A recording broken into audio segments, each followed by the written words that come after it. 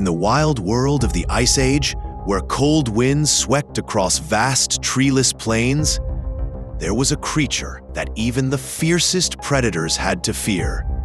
Not a lion, not a wolf, but a bear. And not a bear like the ones you're used to seeing.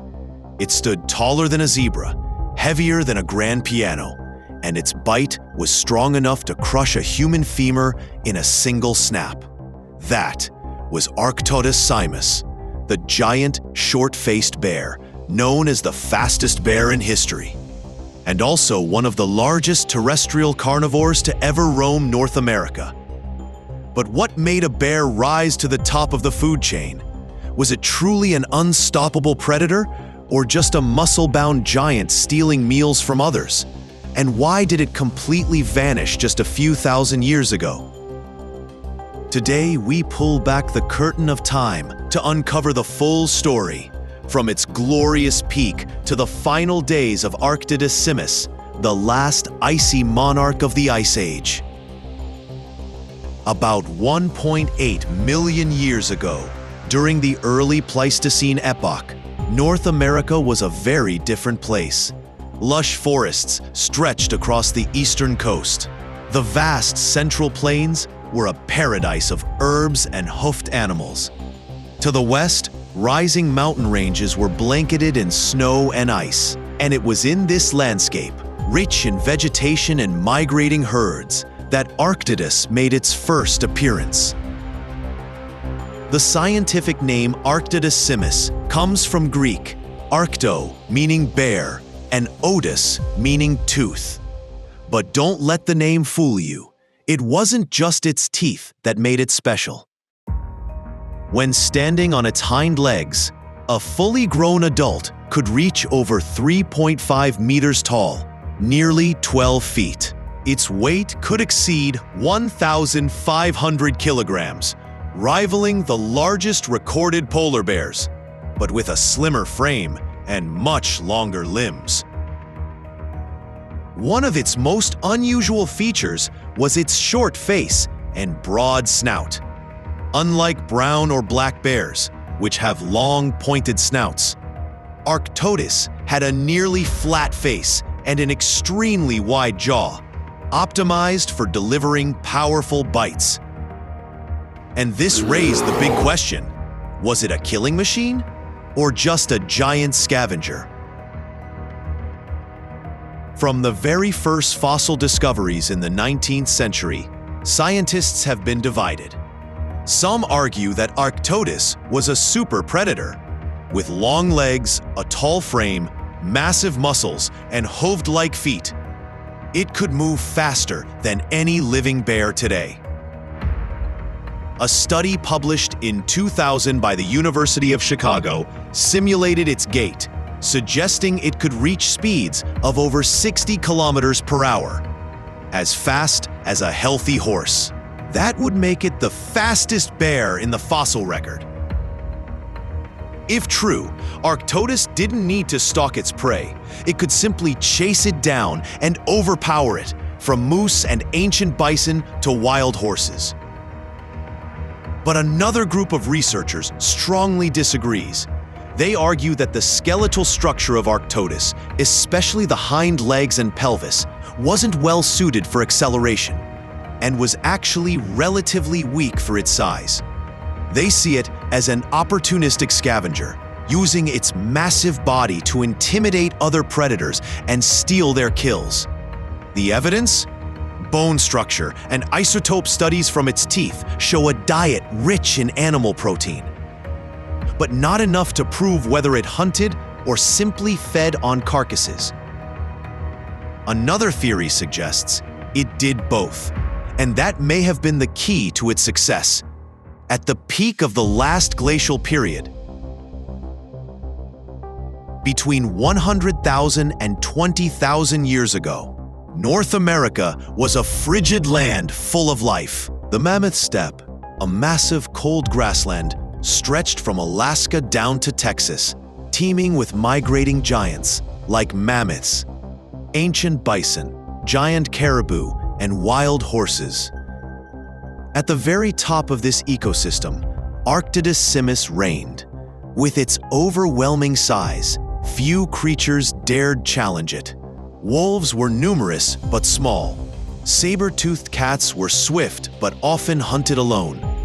Arctodus, on the other hand, didn't need to hide. It walked straight toward its target and made everything else move aside. Some fossils have even been found near ancient human hunting grounds, such as collective animal traps. Perhaps Arctodus smelled blood and came to join the feast, or maybe it drove away entire human groups to claim the kill. No one knows exactly how it behaved, but no one doubts it was a real force in the ancient world. No matter how mighty, no creature is immune to change. Around 13,000 to 11,000 years ago, Earth suddenly began warming after hundreds of thousands of years of glacial cold. Glaciers melted, sea levels rose, and ecosystems changed rapidly. The frozen fields where bison once grazed became dense forests. The vast steppe turned into wetlands or shrubby land.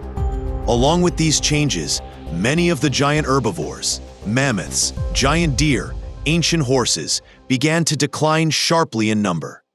These were Arctodus's primary food sources. As prey disappeared, the predator inevitably faced trouble. But that wasn't its only threat. Around the same time, modern humans appeared in North America after migrating across the Bering Land Bridge. Though their population was small, humans brought with them a new weapon: strategic thinking. Humans weren't strong, fast, or large, but they could work together, set traps, coordinate attacks in groups, and most importantly, target the weakest prey. That caused the large, slow-reproducing animal populations to drop quickly.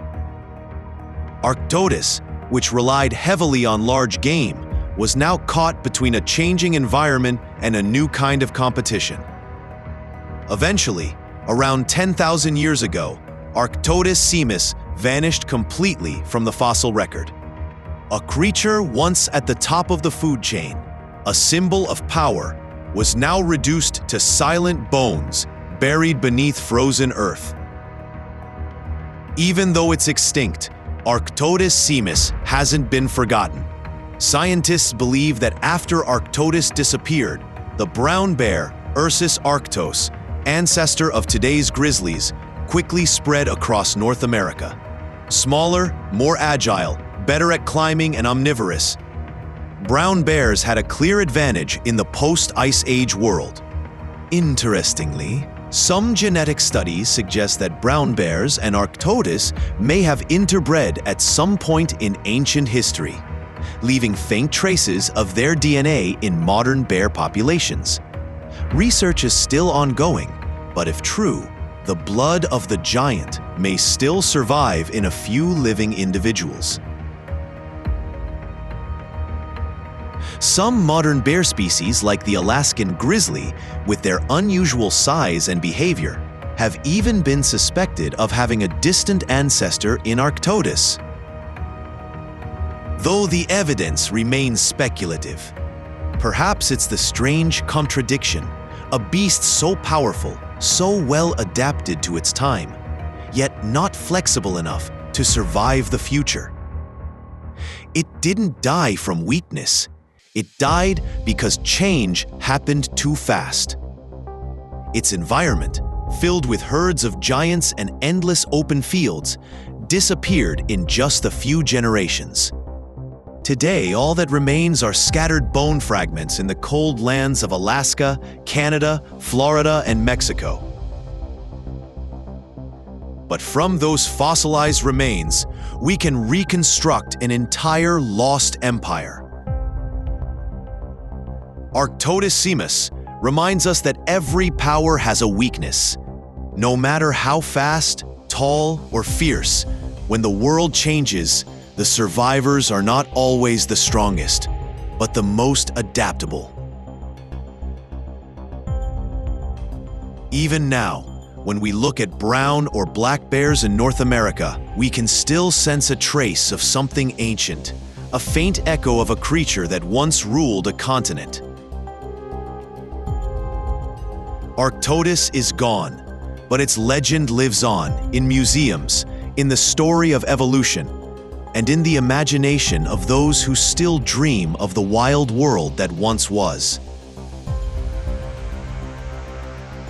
If you'd like to continue exploring ancient creatures, lost civilizations, and mysteries buried by time, don't forget to subscribe to Timeburied.